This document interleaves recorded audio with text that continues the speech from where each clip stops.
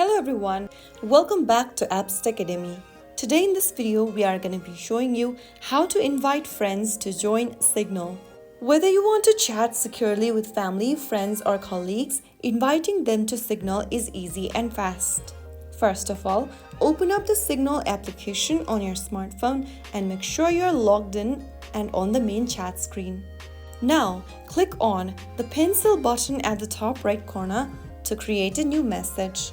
Now go to the bottom and you will see Invite Friends to Signal button. Tap on it and then choose whether you'd like to invite friends via message or mail. I'm just going to select mail.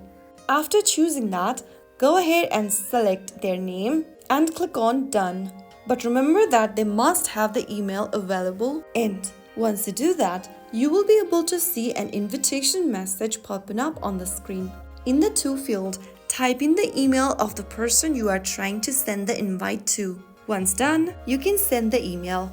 You can also invite them via SMS by selecting message option, choosing a contact from your contact list, and then you will be able to see an automated link in the SMS app. Now click the send or the arrow at the bottom right to send in this invite link to the chosen contact. Once you send the invitation, your friend will receive a text with a link to download Signal.